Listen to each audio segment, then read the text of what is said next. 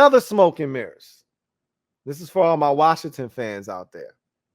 So today started the league meetings. Coaches are there, owners are there, staff are there. It's a big deal. This is another place where trades and things of that nature can take place. This is why I think the Jets are out here testing the waters and dipping their toe in that water to see if it's warm. And we'll see if something comes about or not. Anyway, you get quotes from coaches when they're at league meetings because that's what the media is there to do, talk to these coaches. And a lot of times, media members don't have access to all 32 coaches. You only have access to your local team that you're covering and then the team that they're playing against. So it's rare that a Washington beat writer would have access to Frank Reich, the Indianapolis Colts head coach. But this is an environment where you have access to Andy Reid. You have access to Doug Peterson, who used to coach Carson Wentz. You have access to Frank Reich, who used to coach Carson Wentz not only in Philadelphia as his offensive coordinator, but also in Indy as his head coach. And so you take advantage of all of these resources that are in front of you. And so that's exactly what they did. They went over, they talked to Frank Reich, and Frank Reich had this to say about Carson Wentz. And I quote, Carson Wentz can be a top 10 quarterback in this league. Closed quote.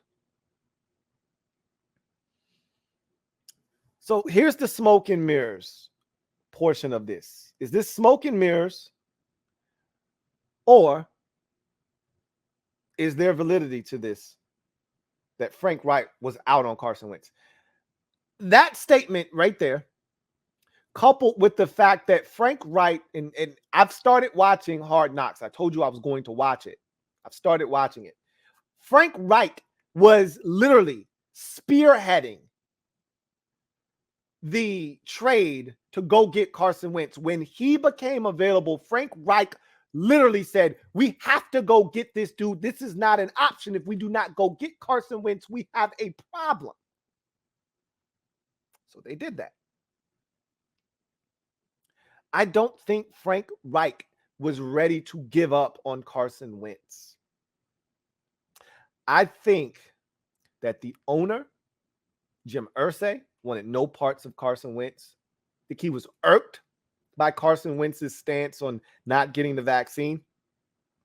And him playing a little wobbly down the stretch made it a lot easier for them to say he's not the right guy. And it's easy to throw dirt on him on the way out because there was already dirt on his name. So it's easy to just throw more on it and say, hey, guy's not a great leader. That's not what his teammates said. All right. But that's what they're saying. And Chris Ballard, you know, he's servicing the owner. Okay. He fulfills the wishes and desires of the owner. If the owner says, I don't want this guy anymore, the GM can't then say, hey, I want this guy, and if you don't want him, then you got to get rid of me. You're not putting your job on the line for Carson Wentz. He just got here. That's not your guy. So, yeah, you turn your back on Carson Wentz, and the coach, what is he going to do? Owner and GM pretty much say, hey, this dude, we want him gone.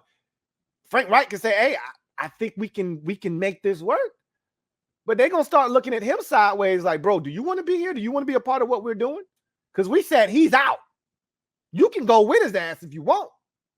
And Frank's like, nah, why y'all talking crazy for, man? Y'all know I'm with y'all. So I think he got on board because he didn't have a choice. They put a gun in that man's head and said, hey, we can get you a new quarterback. He even went on to say, we don't have, trader's remorse because they didn't have a quarterback. They got rid of Carson Wentz not knowing what the future was going to hold for them.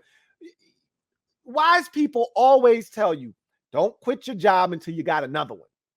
Why do they tell you that? Because you could find yourself without employment. And then there's no income coming in. And if you had a little stash, holding away for a rainy day, now you're tapping into that. And next thing you know, you broke. Broke. You ain't got it. Well, the Colts quit their quarterback and did not have another plan in place and almost got left without a chair in this game of quarterback musical chairs. They got lucky that everything unfolded the way that it did. If Deshaun Watson was infinitely suspended and the Falcons didn't ruffle the feathers of Matt Ryan and the Browns didn't ruffle the feathers of Baker Mayfield and everybody was just going to stick status quo with their quarterback, they were screwed. They were screwed. They were absolutely, and they didn't have a first round pick to then say, well, we'll take one of these quarterbacks this year. They were screwed. They got bailed out. I think Frank Reich wasn't on board with this Carson Wentz trade. I think he was brought along as a hostage. He didn't have a choice in the matter. If he had it his way, Carson Wentz would still be in Indy. I truly believe that. It could be smoke and mirrors. And he could have been right along with GM Chris Ballard and owner Jim Irsay in wanting to oust Carson Wentz. I don't buy that. Not for 1 second. He didn't do all that he did to get Carson Wentz there. They share a lot of the same beliefs, whether it's religion, how they see the game. Look, Carson Wentz can be reckless at times. He's even admitted it himself. Like, that's one of the things he's like, as I've gotten older, I've got to be better. I think that's one of the things as you get older as a quarterback. Ryan Fitzpatrick, when he first got to Washington last year, said, one of the things that I've learned is when to say when to check it down, when to throw it away, when to, live to fight another day. I didn't have that in my vocabulary early on in my career. That wasn't in my toolkit. I could always make a play. Wentz is starting to figure out I can't always make a play, but he still has that competitive spirit. And that's part of the package that Frank Reich was drawn to, was his competitive nature and spirit and the way he saw the field. And, there were so many things that Frank Reich and him shared, which is why Reich fell in love with him when he was in Philadelphia. He was part of the reason the Eagles drafted him. They talk about that story on Hard Knocks. And then he talked about the pursuit of Wentz when he became available via trade with the Eagles last offseason and how he had to have this guy. I don't think he just quit on him after 1 year. I don't buy it. Could be smoke and mirrors. I don't buy it.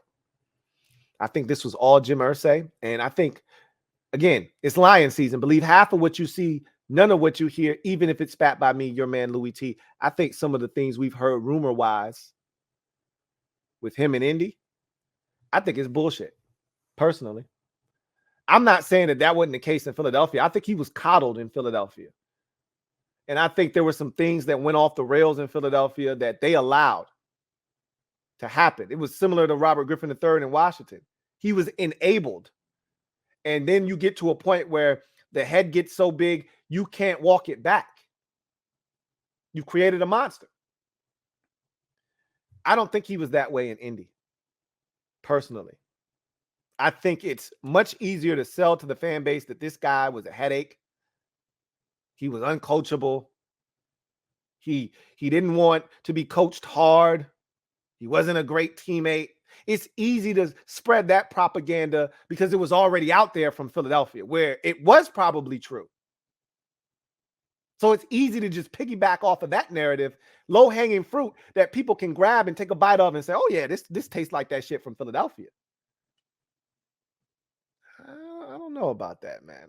The more I dig into this, the more I watch, the more I listen, the more I see, the more I hear, the more I'm like, I don't know about this shit, man. Something's fishy around here. I'm not saying. I'm just saying. LouieTeeNetwork.